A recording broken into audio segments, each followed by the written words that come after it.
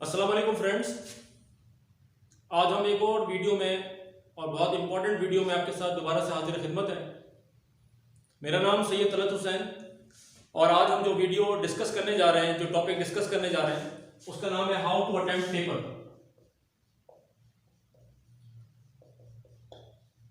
How to attempt paper.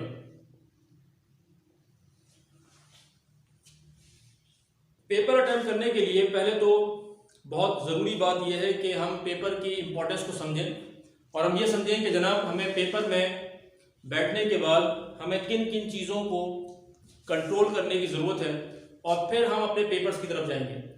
Example ये है कि अक्सर ये होता है कि एग्जामिनेशन हॉल में जब हम जाते हैं तो हमारे पास क्या होता है प्रॉब्लम, हमें उस एग्जामिनेशन के प्रेशर को रिलीज़ करने के लिए टाइम ही नहीं मिलता है। यानी हम खुद अपने आप को टाइम नहीं देते हैं कि हम एग्जामिनेशन के प्रेशर को बेयर कर सकें।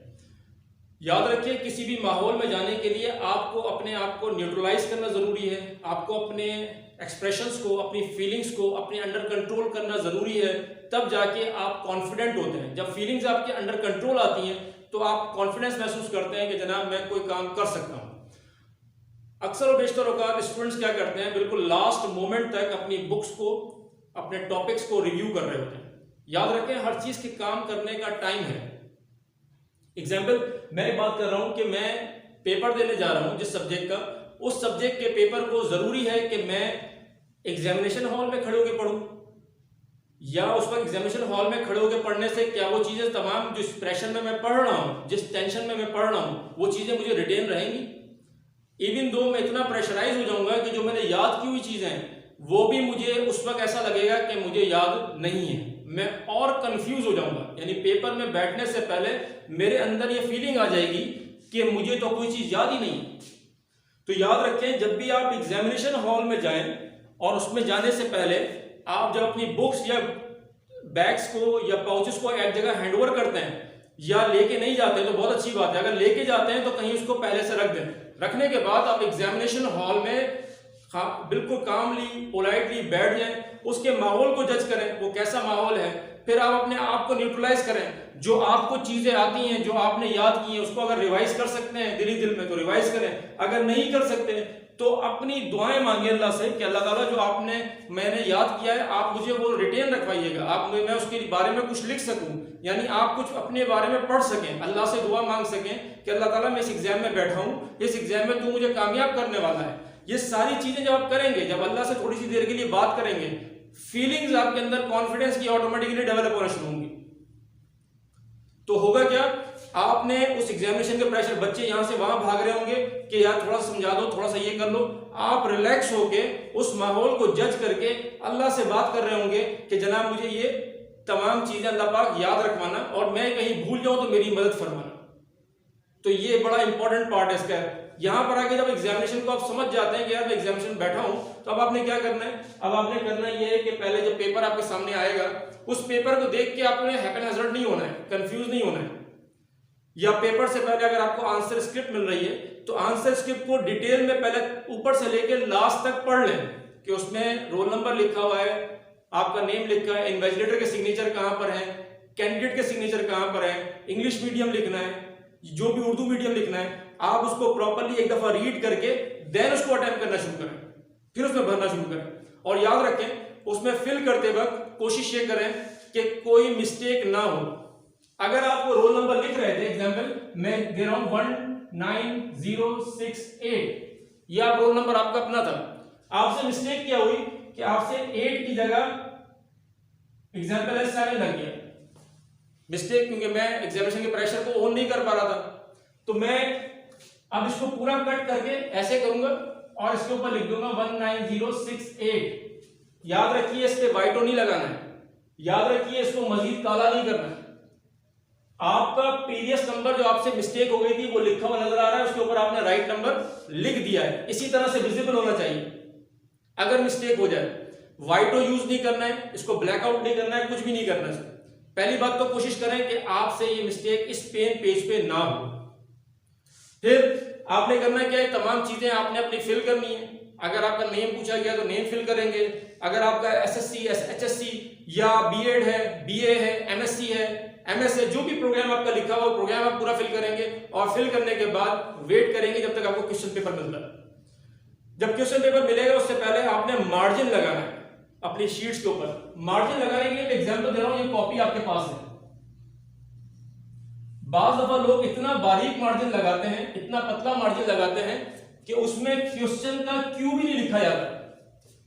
या मैं उर्दू की बात करूं तो उर्दू में इतना छोटा मार्जिन लगाया जाता है कि मैं अगर सवाल लिखना चाहूं तो सवाल पूरा लिख ही नहीं सकता, ये वर्ड सवाल लिख नहीं सकता उसमें, इतना बारीक मार्जिन लगाते हैं। तो याद रखें मार्जिन अराउंड आपका तकरीबन 1.25 इंच का होना चाहिए, 1.25 इंच का होना चाहिए।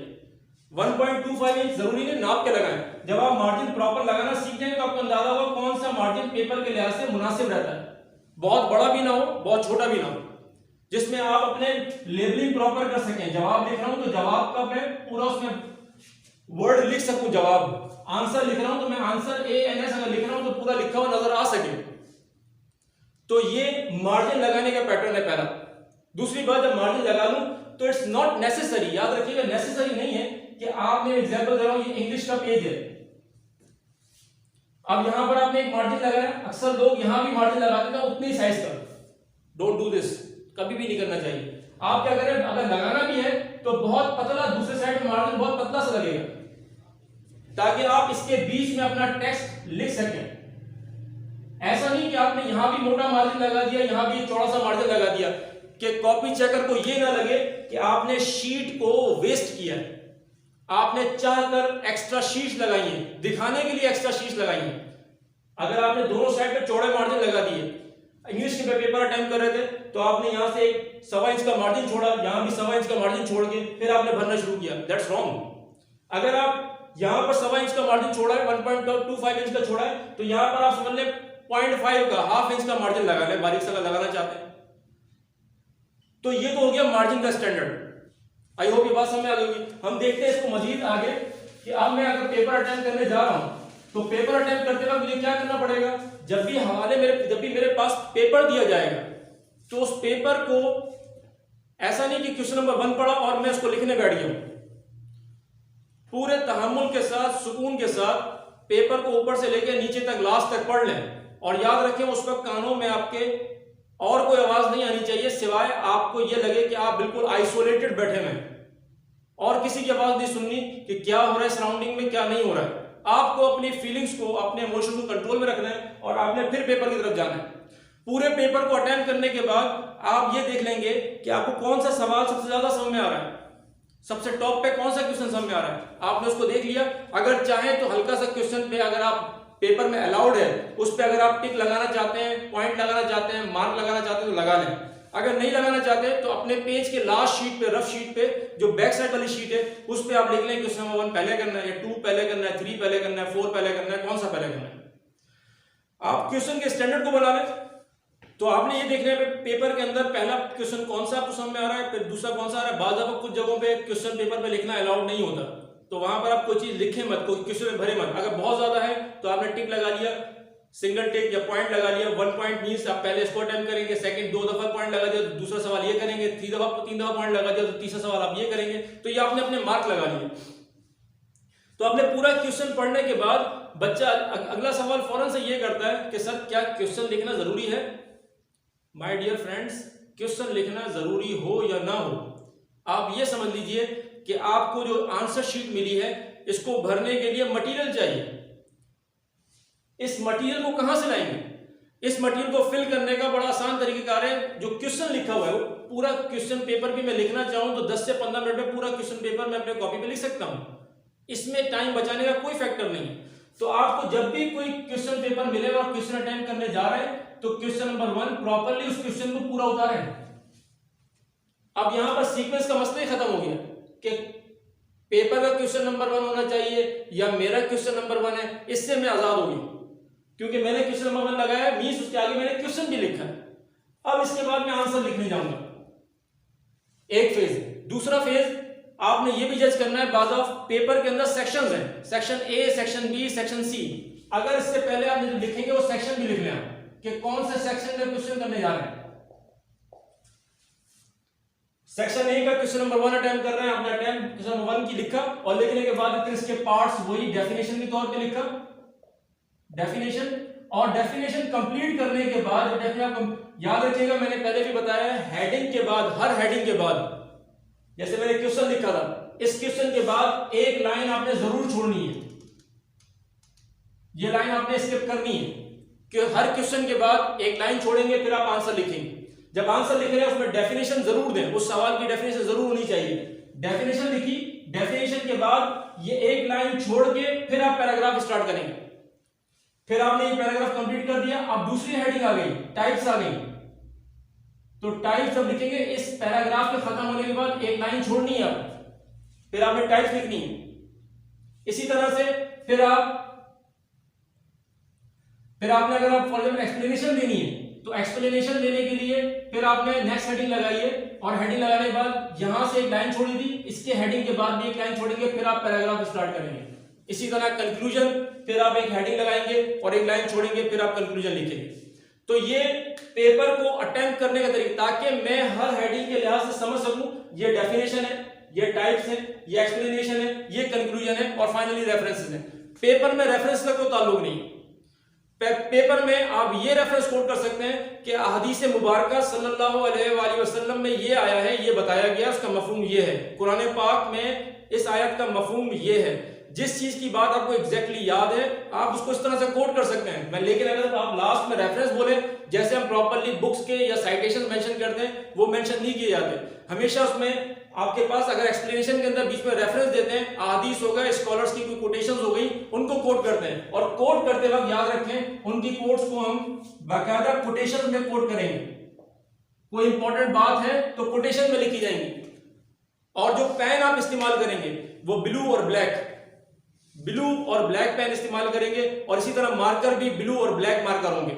मेन हेडिंग्स के लिए आप मार्कर इस्तेमाल करेंगे ब्लू ब्लैक, और अपने जो जनरलाइज मटेरियल है उसके अंदर आप ब्लू और ब्लैक बॉल पॉइंट या जो इंक पेन आप इस्तेमाल करते हैं वो करेंगे। अब आप फॉर एग्जांपल ब्लू पेन से पैराग्राफ लिख रहे थे, उसके बीच में अहादीस का मफहूम कोट करना है या तर्जुमा आयत का कोट करना है, तो आपने कोटेशंस लगाई, ये आपका ब्लू पेन से काम चल रहा था।